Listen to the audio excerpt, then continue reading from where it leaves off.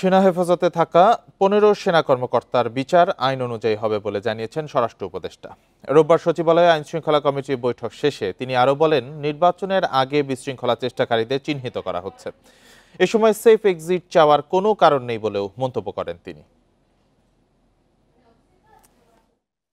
অন্তর্বর্তী সরকারের উপদেষ্টারা সেফ এক্সিট চাচ্ছেন। এনসিপি নেতাদের এমন অভিযোগ প্রত্যাখ্যান করে আসছে সরকার। রোববার সকালে স্বরাষ্ট্র মন্ত্রণালয়ের কোর কমিটির বৈঠক শেষে সেফ এক্সিট নিয়ে রসিকতা করেন স্বরাষ্ট্র উপদেষ্টা।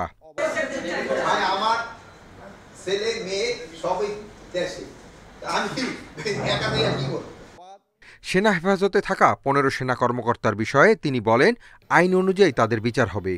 না, এটার ক্ষেত্রে আমরা আইনি যে প্রক্রিয়া ওইটা আমরা গ্রহণ করব। বৈঠকে নির্বাচনকালীন আইনশৃঙ্খলা নিয়ে বিশদ আলোচনা হয়। সম্ভাব্য বিশৃঙ্খলাকারী চিহ্নিত, প্রশাসনের নিরপেক্ষতা নিশ্চিত, বিগত ৩ নির্বাচনে দায়িত্ব পালনকারীদের বিরত রাখা সহ নানা সিদ্ধান্ত হয়। আসন্ন জাতীয় নির্বাচন সামনে রেখে দেশের শান্তি ও সুষ্ঠু ভোট প্রক্রিয়া নিশ্চিত করার জন্য যে কোনো বিশৃঙ্খলা সৃষ্টিকারী ব্যক্তি বা গ্রুপকে চিহ্নিত করে আইনের আওতায় এনে তাদের বিরুদ্ধে কঠোর ব্যবস্থা গ্রহণ করা। বিগত ৩ নির্বাচনে ডিসি ইউনিয়নদের ভূমিকার কারণে নির্বাচন আয়োজনে চ্যালেঞ্জের মুখে জনপ্রশাসন মন্ত্রণালয়। নতুন দায়িত্বপ্রাপ্ত সচিব নিজেকে নিরপেক্ষ দাবি করে বলেন, কোনো কর্মকর্তা পক্ষপাত দেখালে ব্যবস্থা নেওয়া হবে। এবং নির্বাচনকালীন সময় আমরা প্রধান নির্বাচন কমিশনের অধীনে চাকরি করব। আমাদের যারা মাঠ প্রশাসন আছে, আমার বিশ্বাস তারা অত্যন্ত নিরপেক্ষভাবে এই দায়িত্ব পালন করবে এবং সেটা নিশ্চিত করার দায়িত্ব আমার। এই দায়িত্ব আমি নিলাম। নির্বাচনের আগে আইনশৃঙ্খলা পরিস্থিতি নিয়ে কোনো শঙ্কাও দেখছেন না বলে জানান নবনিযুক্ত জনপ্রশাসন সচিব। Hasib Mahmud Shah, independent news, Dhaka. নির্বাচন নিয়ে এখনও ষড়যন্ত্র চলছে বলে মন্তব্য করেছেন বিএনপি মহাসচিব মির্জা ফখরুল। জনগণকে সব চক্রান্ত নস্যাৎ করার আহ্বান জানান তিনি। রোববার সকালে ডিআরইউতে এক আলোচনা সভায় ফখরুল আরও বলেন, ৭১কে ভুলিয়ে দেওয়ার চেষ্টা করছে একটি মহল। ডেমোক্রেটিক লীগ নেতা সাইফুদ্দিন আহমেদ মনির দ্বিতীয় মৃত্যুবার্ষিকীতে স্মরণ সভার আয়োজন করে জাতীয়তাবাদী জোট। যোগ দেন বিএনপি মহাসচিব মির্জা ফখরুল ইসলাম আলমগীর। তিনি মন্তব্য করেন, নির্বাচন বিলম্বিত করতে পিআর পদ্ধতির দাবিতে আন্দোলন করছে কয়েকটি দল। এর লক্ষ্য একটাই, জনগণের ক্ষমতা জনগণের হাতে ফিরিয়ে দেওয়ার যে প্রক্রিয়া, সেই প্রক্রিয়াকে বিলম্বিত করা। পিআর পদ্ধতি এই দেশের মানুষ গ্রহণ করবে না।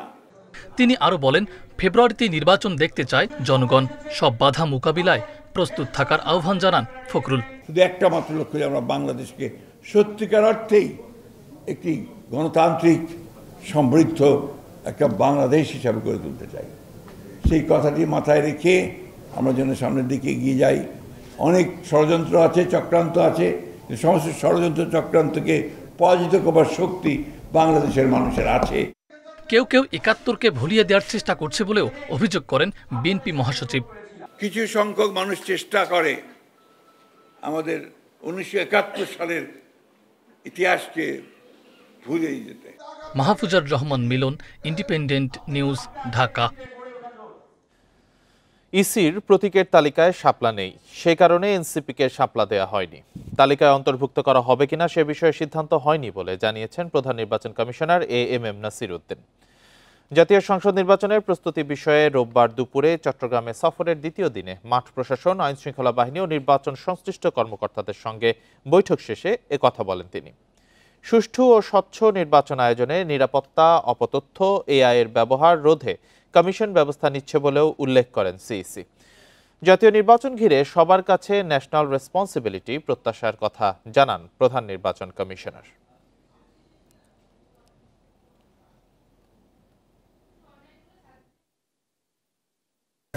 এনসিপির প্রতীকের কথা বলছেন, এনসিপির প্রতীকের কথা বলছেন, এটা যেহেতু আমাদের নির্ধারিত তালিকায় নাই, এই জন্য আমরা এটা দিতে পারি নাই। এখন এই জন্য দিতে পারি যেহেতু আমাদের তালিকাভুক্ত নয়, এই জন্য আমরা দেই নাই। নিজের বক্তব্যের জন্য দুঃখ প্রকাশ করছেন এনসিপির উত্তরাঞ্চলের মুখ্য সংগঠক সার্জিস আলম। রোববার নিজের ভেরিফাইড ফেসবুক পেজে পোস্টে দুঃখ প্রকাশ করেন তিনি। এর আগে শনিবার পঞ্চগড়ে বক্তব্য চলাকালে বিদ্যুৎ চলে যাওয়ায় নেসকোর উপর ক্ষোভ ঝাড়েন সার্জিস। এ সময় নেসকোর কর্মকর্তাদের কলিজা ছিঁড়ে ফেলার হুমকি দেন তিনি। শনিবার রাতে শহরের শেরে বাংলা পার্কের জুলাই স্মৃতি স্তম্ভে পথসভায় সার্জিস আলমের বক্তব্যের একটি ভিডিও সামাজিক যোগাযোগ মাধ্যমে ছড়িয়ে পড়ে। প্রোগ্রাম চলাকালীন বিদ্যুৎ গেছে, নেসকোর যে মালিক তাকে এবং তার বাপকে জবাব দিতে হবে। এই রাজনৈতিক দেউলিয়াদেরকে আমরা দেখে নিব তাদের কলিজা কত বড়, কলিজা ছিঁড়ে রাস্তায় ফেলে রাখবো। ডাকসু জাকসু নির্বাচনে হারের পর চাকসুতে জয়ের জন্য মরিয়া ছাত্রদল। কঠিন এ পরীক্ষায় ভালো ফল পেতে নানাভাবে ভোটারদের মন জয় করার চেষ্টা তাদের। তবে শক্ত প্রতিপক্ষ ছাত্র শিবিরও জয় নিয়ে আশাবাদী। এ দুটি বড় সংগঠনের পাশাপাশি স্বতন্ত্র প্রার্থীরাও জয়ের জন্য প্রচারে ব্যস্ত সময় পার করছেন। চাকসু নির্বাচনে প্রতিদ্বন্দ্বী ১৩টি প্যানেলের মধ্যে আলোচনার শীর্ষে ছাত্রদল ও ছাত্র শিবির। প্রচারের শুরু থেকে শিক্ষার্থীদের মন জয়ে ছুটছে এই দুই সংগঠনের প্রার্থীরা। ডাকসু ও জাকসুতে ছাত্রদল সমর্থিত প্যানেলের পরাজয়ের পর চাকসুতে জয় চ্যালেঞ্জ হয়ে দাঁড়িয়েছে। তাই দিনরাত প্রচারে ব্যস্ত দলের প্রার্থীরা। আশ্বাস দিচ্ছেন চাঁদাবাজ দখলদার মুক্ত ক্যাম্পাস গড়ার। অবশ্যই জয়টা আমাদের জন্য প্রয়োজন। আর আমরা মনে করি চট্টগ্রাম বিশ্ববিদ্যালয়ের শিক্ষার্থীরা সচেতন, তারা জানে যে কারা তাদের পাশে অতীতে ছিল, তাদের সকল যৌক্তিক দাবিতে তাদের মৌলিক সুযোগ সুবিধা নিশ্চিত করার পক্ষে। তবে এই নির্বাচনে ছাত্রদলের প্রধান প্রতিদ্বন্দ্বী ছাত্র শিবিরও জয়ের ব্যাপারে শতভাগ আশাবাদী। সুপরিকল্পিত প্রচারে ভোটারদের মন জয় করতে চায় তারা, পিছিয়ে নেয় স্বতন্ত্র প্রার্থীরাও। এটা বোঝার সক্ষমতা আমাদের ভাই বোনদের আছে যে কোন প্যানেল বা কারা এই ক্যাম্পাসে ৫ আগস্টের পরে শিক্ষার্থীদের সাথে ছিল, শিক্ষার্থীদেরকে নিয়ে কাজ করার চেষ্টা করেছে এবং কাদের সেই সক্ষমতা আছে। স্বতন্ত্র হিসেবে আমি শিক্ষার্থীদের কাছে সাড়া পাচ্ছি। তো আমি প্রত্যাশা করছি শিক্ষার্থীরা তাদের ভোটটা স্বতন্ত্রদের দিবে, যাতে তাদের প্রতিনিধিত্ব খুব শক্তিশালী হয়। তবে শিক্ষার্থীরা বলছেন প্যানেল কিংবা ব্যক্তি দেখে নয়, ইশতেহার বিবেচনা করেই ভোট দেবেন তারা। যে ব্যক্তি সবসময় কাজ করে এসেছে, আমাদের পক্ষে লড়াই করেছে, আমরা এরকম একজন প্রার্থী চাই। আশা করি যেগুলো ওরা কথা দিয়েছে সেগুলো তারা রাখবে, এই বিবেচনায় ওদেরকে ভোট দিব। এদিকে সবকিছু ছাপিয়ে ভোটার উপস্থিতি নিয়ে শঙ্কায় প্রার্থীরা। যদিও শহর থেকে অনাবাসিক শিক্ষার্থীদের যাতায়াতে বিশেষ ব্যবস্থার কথা জানিয়েছে নির্বাচন কমিশন। আমরা ট্রেনের 2টা শিডিউল বাড়িয়েছি। আমাদের ট্রেনে সিঙ্গেল লাইনে এর বেশি আর কোনো সুযোগ নাই। যেহেতু আমরা ট্রেন আর বাড়াইতে পারি নাই, তারা আরেকটা দাবি করেছে কিছু বাস দেওয়ার জন্য। আমরা সেই বাসের ব্যবস্থাও রেখেছি। প্রায় ৩৬ বছর পর আগামী বুধবার হতে যাচ্ছে চাকসু নির্বাচন। এতে ভোটার ২৭,৫১৩ জন। Abdullah Rakib, Independent News, Chattogram. ডাকসু নির্বাচন নিয়ে সব সংশয় কেটে গেছে শিক্ষার্থীদের। ১৬ই অক্টোবর নির্বাচনকে সামনে রেখে শেষ সময়ে উৎসবের আমেজ ক্যাম্পাস ও আশেপাশের ছাত্রাবাসগুলোতে। ভোটারদের কাছে টানতে নিজেদের জানান দিচ্ছেন প্রার্থীরা। প্যানেলগুলোর পক্ষ থেকে দেয়া হচ্ছে নানান প্রতিশ্রুতি। শেষ সময়ের প্রস্তুতিতে নির্বাচন কমিশন। প্রতিদ্বন্দ্বী প্রার্থীদের একে অন্যের বিরুদ্ধে পাল্টাপাল্টি অভিযোগ যেমন আছে, তেমনি চোখে পড়ছে পারস্পরিক সৌহার্দ্যপূর্ণ সম্পর্কও। মঙ্গলবার রাতে শেষ হবে ডাকসু নির্বাচনের প্রচারণা। তাই তো শেষ সময়ে এসে প্রার্থীরা এক মুহূর্ত নষ্ট করতে নারাজ। যতটা সম্ভব নিজেকে তুলে ধরছেন ভোটারদের সামনে। আমরা শিক্ষার্থীদের কণ্ঠস্বর হয়ে শিক্ষার্থীদের পাশে নিয়ে কাজ করব এবং বিশ্ববিদ্যালয় প্রশাসনের সাথে সমন্বয় করে তাদের মাধ্যমে এই কাজগুলো আমরা করে নেব। প্রচারণার অংশ হিসেবে আমরা কিন্তু 17টা হলেই আবাসিক এবং অনাবাসিক শিক্ষার্থীদের নিয়ে প্রজেকশন মিটিং আয়োজন করেছি। ইতিমধ্যে 4টি আমাদের বোনদের হলে আমাদের প্রজেকশন মিটিং সম্পন্ন হয়েছে। ভোট গ্রহণের জন্য 990টি বুথ প্রস্তুত করা হচ্ছে বলে জানালেন প্রধান রিটার্নিং কর্মকর্তা। পাশাপাশি শেষ সময়ে বাকি থাকা ছোটখাটো প্রস্তুতিগুলো সেরে ফেলছেন তারা। যেহেতু আমাদের নির্বাচন ছিল গত মাসের 25 তারিখ, সঙ্গত কারণে আমাদের প্রস্তুতি আগেই আমাদের সম্পন্ন করা ছিল। আমরা টুকিটাকি বিষয়গুলো আমরা এখন কাজ করছি এবং আমরা বলা যায় যে ক্যাম্পাসের একটি সুন্দর নির্বাচন দেখার জন্য অপেক্ষায় আছি। প্রতিদ্বন্দ্বী প্রার্থীদের মধ্যকার সৌহার্দ্যপূর্ণ সম্পর্ক নিয়ে আশাবাদী বিশ্ববিদ্যালয় কর্তৃপক্ষ। শেষ পর্যন্ত এমন সুন্দর পরিবেশেই শেষ হবে ডাকসু নির্বাচন, আশা উপাচার্যের। দে আর ভেরি ফ্রেন্ডলি, কথাবার্তা হচ্ছে, ফ্রেন্ডলি ব্যান্টার্স, এটা ওটা হয়তো কেউ কাউকে বলছেও, কিন্তু এটা কোনো সময়ই খুব মানে কি বলবো অগ্রহণযোগ্য পর্যায়ে তারা নিজেরাই যেতে দিচ্ছেন না। তো এইটা আমাদের জন্য খুব আনন্দের ব্যাপার। আমরা আশা করি যে এইভাবেই তারা বাকি সময়টাও কাটাবেন। এবারের নির্বাচনে প্রত্যেক ভোটারকে রাকসু, সিনেট ও হল সংসদ মিলিয়ে ৪৩টি পদে দিতে হবে ভোট, আর এজন্য 10 মিনিট করে সময় পাবেন এক একজন voter. Ahsan Habib, Apu, Independent News, Rajshahi. বিশ্ববাজারে স্বর্ণের পাশাপাশি রূপার দাম এখন 4 দশকের মধ্যে সর্বোচ্চ পর্যায়ে, যার প্রভাব পড়েছে দেশের বাজারেও। দেশে 22 ক্যারেট রূপার ভরি প্রায় 5,000 টাকা নির্ধারণ করেছে জুয়েলার্স সমিতি, যা ইতিহাসে সর্বোচ্চ। ব্যবসায়ীরা বলছেন, আমদানি খরচ ও ডলারের বিনিময় হারে অস্থিরতার কারণেই রূপার দাম বাড়ছে। প্রাচীনকালে বহুমুখী ব্যবহারের কারণে স্বর্ণের চেয়েও রূপার কদর ছিল বেশি। বর্তমানেও গহনা, ইলেকট্রনিক্স, সোলার প্যানেল, স্মার্টফোন ও ডেটা সেন্টারে রূপার ব্যবহার বাড়ছে। ফলে স্বর্ণের সঙ্গে এই ধাতুটির দাম দিন দিন রেকর্ড করছে, যার প্রভাব পড়েছে দেশের বাজারে। দেশে প্রতি ভরি রূপার দাম এখন 5,000 টাকা। চলতি বছর ষষ্ঠবারের মতো রূপার দাম সমন্বয় করেছে বাংলাদেশ জুয়েলার্স সমিতি। এর মধ্যে বেড়েছে 5 বার, কমেছে মাত্র 1 বার। বাজুসের সবশেষ ঘোষণায় 22 ক্যারেট রূপার ভরি নির্ধারণ করা হয়েছে রেকর্ড 4,981 টাকা।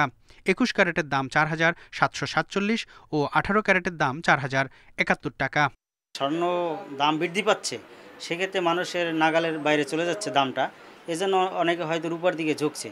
আবার দেখা যাচ্ছে পর্যায়ে রূপার দাম আগের তুলনায় কিন্তু অনেকটা বেড়েছে। আগে মানুষের সামর্থ্য ছিল, গোল্ডের দামটা ছিল তাদের নাগালের মধ্যে, কিন্তু এখন দেখা যাচ্ছে যারা মধ্যবিত্ত আছে তাদের গোল্ড কেনার সামর্থ্যটা নাই। ব্যবসায়ীরা বলছেন, আন্তর্জাতিক বাজারে স্বর্ণের দাম যেভাবে বেড়েছে সেভাবে রূপার দাম বাড়েনি। তবে আন্তর্জাতিক বাজারে দামের ঊর্ধ্বগতি, আমদানি খরচ ও ডলারের বিনিময় হারের অস্থিরতার কারণে স্বর্ণের মতো রূপার দামও বাড়ছে।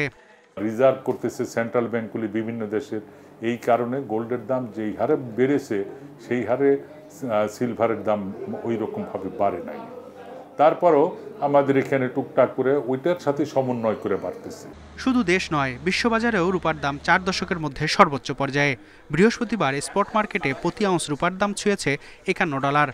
বিশ্লেষকরা বলছেন, স্বর্ণের পাশাপাশি নিরাপদ বিনিয়োগ হিসেবে রূপার দিকে ঝুঁকছেন অনেকে। এ অবস্থায় চাহিদা বৃদ্ধি ও সরবরাহ সংকটের কারণে এই ধাতুটির দাম বাড়ছে। Mehedi Hasan, independent news, Dhaka. চিকিৎসক সংকট, অকেজ ও ক্যাথল্যাব সহ নানা সমস্যায় ধুঁকছে বরিশালের শের-ই-বাংলা মেডিকেল কলেজ হাসপাতালের কার্ডিওলজি বিভাগ। এবছর 9 মাসে সেখানে মৃত্যু হয়েছে 450 জনের বেশি রোগীর। জেলায় হৃদরোগের একমাত্র বিশেষায়িত হাসপাতাল হার্ট ফাউন্ডেশনও দীর্ঘদিন ধরে বন্ধ। এ কারণে রোগীদের ছুটতে হচ্ছে ঢাকায়, খরচ হচ্ছে কয়েক গুণ বেশি। বরিশাল সহ দক্ষিণাঞ্চলের 6 জেলার হৃদরোগীদের অন্যতম ভরসাস্থল শের-ই-বাংলা মেডিকেল কলেজ হাসপাতাল। এবছর সেপ্টেম্বর পর্যন্ত এখানকার কার্ডিওলজি বিভাগে চিকিৎসা নেন 5,900 রোগী। মাত্র 16 শয্যার বিপরীতে প্রতিদিন ভর্তি রোগী থাকেন 60 থেকে 70 জন। ক্যাথল্যাবটিও দীর্ঘদিন ধরে অকেজো। স্ট্রোক কিনা আপনার অত্যন্ত গুরুত্বপূর্ণ, 48 ঘন্টা 72 ঘন্টা। তো সেইখানে আমি এনজিওগ্রাম যদি না করতে পারি তাহলে আমাকে আল্লাহর দিকে বা সৃষ্টিকর্তার দিকে আমাদেরকে তাকিয়ে বসে থাকা ছাড়া কোনো উপায় এখানে নাই। এনজিওগ্রামের ব্যবস্থা নাই, তারপর রিং পরানোর ব্যবস্থা নাই, সেইটা হলে ভালো হয়। আর সিট সংখ্যা আরও বাড়ানো দরকার। এই জায়গায় আসলে হার্টের সমস্যার জন্য প্রাথমিক চিকিৎসাটা শুধু আমরা পাই, কিন্তু এনজিওগ্রামের অভাবে আমাদের মুমূর্ষু রোগীগুলো সব ঢাকা নিয়ে যাওয়া লাগে। কার্ডিওলজি বিভাগের সহযোগী অধ্যাপকের পদ শূন্য। সহকারী অধ্যাপক 2 জনের জায়গায় আছেন 1 জন। এমনকি নেই বিভাগীয় প্রধানও। বহির্বিভাগের 1 জন সহ মোট 3 জন চিকিৎসক দিয়ে চলছে সেবা কার্যক্রম। চিকিৎসক সংকটে ব্যাহত হচ্ছে সেবা। এই 3-4 জন ডাক্তারকে দিয়ে আমাদের এই 70 জনের মতো পেশেন্টকে সাপোর্ট যাতে কঠিন। আর ইন্টার্ন আমরা খুব কম পাই, 1 জন বা 2 জন ইন্টার্ন পাই। এদেরকে দিয়ে আমাদের এই 3 শিফট ম্যানেজ করা খুব কঠিন। জেলার হৃদরোগের চিকিৎসার স্বায়ত্তশাসিত প্রতিষ্ঠান হার্ট ফাউন্ডেশনও গত 6 বছর ধরে বন্ধ। মূল্যবান যন্ত্রপাতি নষ্ট হওয়ার পাশাপাশি সেবা না পেয়ে চরম ভোগান্তিতে রোগীরা।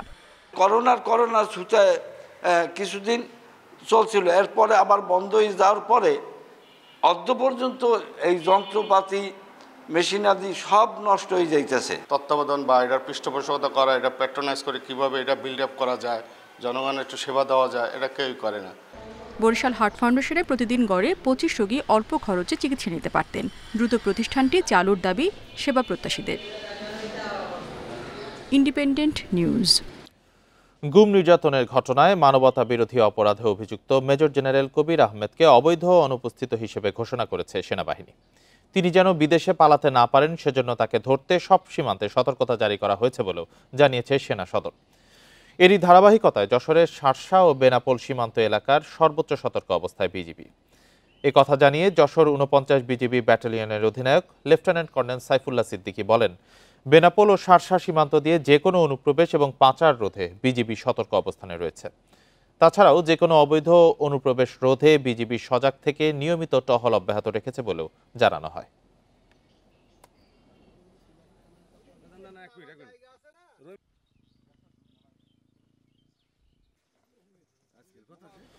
নিষেধাজ্ঞা উপেক্ষা করেই নদীতে অবাধে মাছ ধরছেন জেলেরা।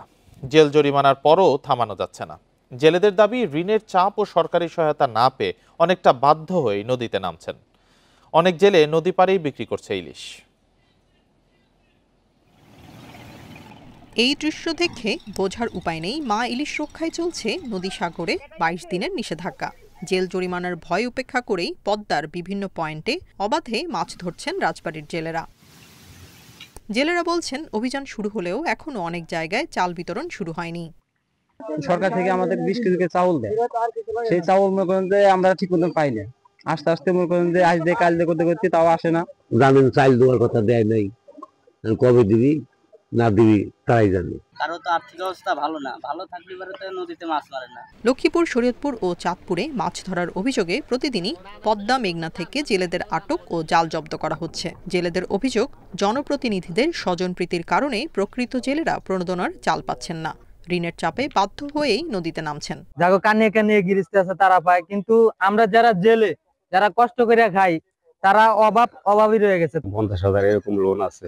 এখন এরা কি লোন কিস্তি চালাবে নাকি না সংসার চালাবে 22 দিনে? যদি আর্থিক সহযোগিতা করতো অথবা টাকা পয়সা দিয়ে যদি সহযোগিতা করতো, তাহলে তো আর এই অভিযানের সময় মাছ কেউ ধরতে যেত না। নিষেধাজ্ঞা বাস্তবায়নে কাজ করছে মৎস্য বিভাগ। অভিযানে জাল ও নৌকা জব্দের পর দেয়া হচ্ছে মামলাও। তবে জনবল সংকটে প্রায় ব্যাহত হচ্ছে অভিযান।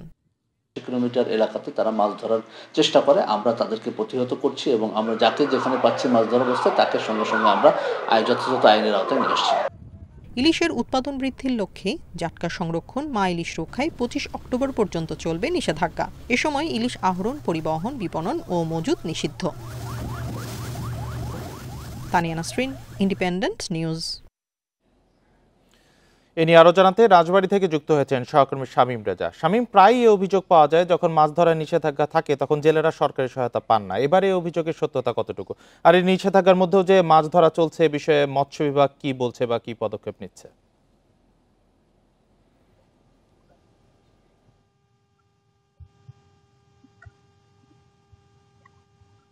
দেখুন, মা ইলিশ রক্ষায় প্রশাসনের অভিযানের কথাটা যদি বলি, তাহলে প্রশাসন কিন্তু নিষেধাজ্ঞার পরদিন থেকেই নদীতে নেমেছে। তারা সহ মৎস্য বিভাগ, নৌ পুলিশ, জেলা প্রশাসন, পুলিশ প্রশাসন নিয়ে তারা কিন্তু এই মা ইলিশ রক্ষায় জেলেরা যাতে নদীতে না নামে সেজন্য তারা কিন্তু চেষ্টা চালিয়ে যাচ্ছে। এরপরেও জেলেরা কিন্তু প্রশাসনের চোখ ফাঁকি দিয়েই নদীতে নামছে এবং মা ইলিশ শিকার করছে। শিকার করার পরের নদী পাড়েই কিন্তু তারা সেই ইলিশগুলো বিক্রি করছে। আমরা এই গত কয়েকদিনে দেখেছি যে রাজবাড়ী জেলার পদ্মা নদীর 57 কিলোমিটার অংশের প্রায় 1/2 পয়েন্টে কিন্তু জেলেরা প্রতিদিনই মনকে মন ইলিশ কিন্তু অস্থায়ী হাটে বিক্রি করছে এবং এই ইলিশ মানভেদে 300 থেকে 1500 টাকা কেজি দরে বিক্রি হচ্ছে।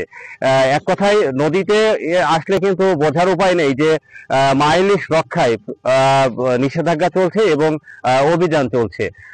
আমরা যেটা দেখেছি যে প্রতিদিনই কিন্তু প্রশাসন অভিযান চালাচ্ছে, অভিযান পরিচালনা করে জেলেদের আটক করছে, জেল জরিমানা করছে, তারপরেও কিন্তু জেলেরা থেমে নেই। আমরা জেলেদের সঙ্গে কথা বলেছি, জেলেরা যেটা বলছে যে নিষেধাজ্ঞার সময়ে তাদেরকে প্রণোদনার 25 কেজি করে চাল দেওয়ার কথা থাকলেও তারা কিন্তু সময় মতো সেই চালটা পায় না। এখনো কিন্তু সেই চাল দেওয়া শেষ হয়নি। জেলার বিভিন্ন অংশে কিন্তু জেলেদের মাঝে চাল বিতরণ কার্যক্রম চলছে। জেলেরা আরেকটা অভিযোগ করছে যে শুধু এই চালে কিন্তু তাদের এই নিষেধাজ্ঞার সময়ের যে 22 দিন, এই 22 দিন চলাটা কিন্তু কষ্টকর হয়ে যায়, কেননা তাদের নৌকা মেরামত, জাল মেরামতের জন্য বিভিন্ন এনজিও থেকে কিন্তু ঋণ নেওয়া হয়েছে।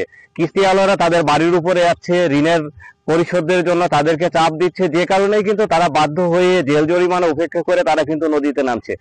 আর প্রশাসন এবং মৎস্য বিভাগ যেটা বলছে যে জেলেদের সহায়তার জন্য তারা ইতিমধ্যেই চাল বিতরণ কার্যক্রম শুরু করেছে। এখনো কিছু জেলে বাকি রয়েছে, তাদেরকে পর্যায়ক্রমে চাল দেওয়া হবে। সবকিছু মিলিয়ে আসলে নদীতে আসলে বোঝার উপায় নেই যে আসলে মা ইলিশ সংরক্ষণের জন্য নিষেধাজ্ঞা চলছে। মা ইলিশ সংরক্ষণের অভিযানের বিষয়ে রাজবাড়ী থেকে জানাচ্ছিলেন সহকর্মী শামীম রাজা। সুন্দরবনের হারবাড়িয়া ইকো পর্যটন কেন্দ্রের ফুড ট্রেইলে একটি বাঘের বিচরণ দেখা গেছে। শনিবার পর্যটন কেন্দ্রের ফুড ট্রেইলে একটি বাঘ বসে থাকতে দেখেন পর্যটকরা। এ সময় তারা বাঘের ছবি ও ভিডিও তাদের মুঠোফোনে ধারণ করেন। সামাজিক যোগাযোগ মাধ্যমে ছড়িয়ে পড়া 29 সেকেন্ডের ভিডিওটিতে দেখা যায় শান্তভাবে কিছু সময় বসে থাকার পর বাঘটি ফুড ট্রেইলে হাঁটা শুরু করে। সুন্দরবন পূর্ব বিভাগের বিভাগীয় বন কর্মকর্তা রেজাউল করিম চৌধুরী জানান, হারবাড়িয়া ইকো পর্যটন কেন্দ্রটি সুন্দরবনের অন্যতম দর্শনীয় স্থান। প্রতিদিনই সেখানে শত শত দেশি বিদেশি পর্যটক ঘুরতে আসেন। হারবাড়িয়া অঞ্চল সুন্দরবনের বাঘের বিচরণ ক্ষেত্রের খুবই কাছে হওয়ায় মাঝে মধ্যেই সেখানে বাঘের উপস্থিতি দেখা যায়। 2018 সালের শুমারি অনুযায়ী সুন্দরবনে বাঘের সংখ্যা ছিল 114টি। সর্বশেষ 2024 সালের বাঘ গণনায় সেই সংখ্যা 125টিতে বেড়ে দাঁড়িয়েছে বলেও জানান এই বন কর্মকর্তা।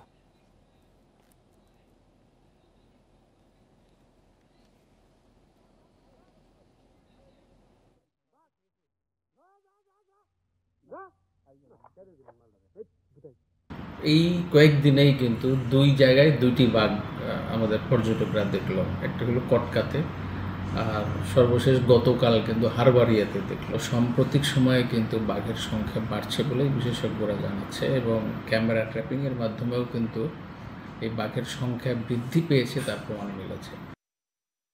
নিরাপত্তা সহ 4 দফা দাবি মেনে নেওয়ার আশ্বাসে ময়মনসিংহে বাস ধর্মঘট প্রত্যাহার হয়েছে। আজ সকাল থেকে ঢাকা সহ সব রুটে চলছে বাস। এর আগে ভোর থেকে ময়মনসিংহ থেকে সব রুটে বাস চলাচল বন্ধ রাখে জেলা পরিবহন মালিক সমিতি। এতে চরম দুর্ভোগে পড়েন যাত্রীরা। 1 জুলাই যোদ্ধাকে লাঞ্ছিত করার অভিযোগে এক শ্রমিককে আটকের প্রতিবাদে শনিবার সকাল থেকে বিক্ষোভ করেন পরিবহন শ্রমিকরা। এক পর্যায়ে দুপুর থেকে ঢাকাগামী বাস চলাচল বন্ধ করে দেওয়া হয়। পরে প্রশাসনের আশ্বাসে বিকেলে কর্মসূচি প্রত্যাহার করেন শ্রমিকরা।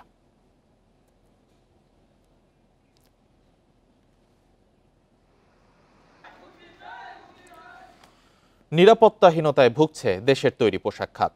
গত 1 বছরে 182টি কারখানা বন্ধ হয়ে গেছে বলে অভিযোগ করেছে Bangladesh garments buying house association. রোববার রাজধানীতে নিজস্ব কার্যালয়ে সংবাদ সম্মেলনে এসব কথা বলেন সংগঠনের নেতারা। সংকট সমাধান করতে পারলে এই খাত থেকে 2027 সালের মধ্যে $50 বিলিয়ন রপ্তানি করা সম্ভব বলেও জানান তারা। দেশের রপ্তানি আয়ের সিংহভাগ আসে তৈরি পোশাক শিল্প থেকে, কিন্তু এ খাতে সংকট যেন কাটছেই না। খাতের বর্তমান অবস্থা ও করণীয় নিয়ে সংবাদ সম্মেলনের আয়োজন করে Bangladesh garments buying house association BGBA। এ সময় ব্যবসায়ীরা বলেন, জ্বালানি সংকট, রাজস্ব খাতে আমলাতান্ত্রিক জটিলতা এ খাতে এখনও বড় বাধা। সংকটের কারণে গত 1 বছরে 182টি কারখানা বন্ধ হয়ে গেছে। টেকসই সমাধানে কার্যকর উদ্যোগ নেওয়ার আহ্বান জানান BGBA সভাপতি। আমাদের কাস্টমারের যে ব্র্যান্ডগুলোর তার বড় একটা কনসার্ন কিন্তু বাংলাদেশের কারখানাগুলোর নিরাপত্তাহীনতার মধ্যে। আমরা এই যে কারখানা খুলতেছে, কোন সময় বন্ধ হয়ে যাবে, কোনো এরিয়াতে বন্ধ হয়ে যাচ্ছে, কোনো এরিয়াতে প্রবলেম হচ্ছে, এতে যেটা হচ্ছে তাদের মধ্যে অনিশ্চয়তার মধ্যে ফেলে দিচ্ছেন। এলডিসি উত্তরণের চ্যালেঞ্জ মোকাবেলায় ব্যবসায়ীরা এখনও প্রস্তুত নয় জানিয়ে উদ্যোক্তারা বলেন, এখন উত্তরণ হলে তা সামগ্রিক খাতের জন্য আত্মঘাতী হবে। 2030 সাল পর্যন্ত এ প্রক্রিয়া স্থগিত করার দাবি তাদের। আমরা একসাথে বসি, সবাই ইউনাইটেড হই। আমরা যদি ইউনাইটেড হই, সবাই একসাথে বসি, তাহলে আমাদের যে জোরালো দাবি যে আমাদের ফেয়ার প্রাইস, সেটা আমরা কাজ করব। আর তখনই সম্ভব হবে যে আমাদের সাস্টেনেবল বিজনেস গ্রোথ নিয়ে কাজ করতে পারবো। গত 2 মাসে তৈরি পোশাক রপ্তানি 5% কমেছে বলেও জানায় buying house association. Shahid Ahmed, independent news, Dhaka. Chattogram বন্দরের লালদিয়া, নিউমরিং ও পানগাঁও টার্মিনাল পরিচালনার জন্য বিদেশি অপারেটর নিয়োগে আগামী ডিসেম্বরে চুক্তি সই করবে সরকার। এছাড়া কোনো অবস্থাতেই বন্দরের পণ্য ওঠানামায় বাড়তি 41% মাসুল কমানো হবে না বলে জানিয়েছেন নৌসচিব। রোববার রাজধানীতে এক সেমিনারে তিনি এসব কথা বলেন। এ সময় জাহাজ আমদানি ও বিক্রিতে সরকারের নিয়ম সহজ করার তাগিদ দেন উদ্যোক্তারা। আধুনিক অবকাঠামো, দক্ষ জনবল ও সঠিক নিয়ম নীতির কারণে শ্রীলঙ্কা, সিঙ্গাপুর সহ আধুনিক বন্দরগুলো একদিনে পণ্য খালাস করলেও চট্টগ্রাম বন্দর থেকে পণ্য খালাস হতে 3 থেকে 4 দিন সময় লাগে। অনেক সময় 2 থেকে 3 সপ্তাহ পর্যন্ত সময় ব্যয় হয় পণ্য খালাসে। এমন পরিস্থিতিতে গড়ে 41% মাশুল বাড়িয়েছে চট্টগ্রাম বন্দর কর্তৃপক্ষ।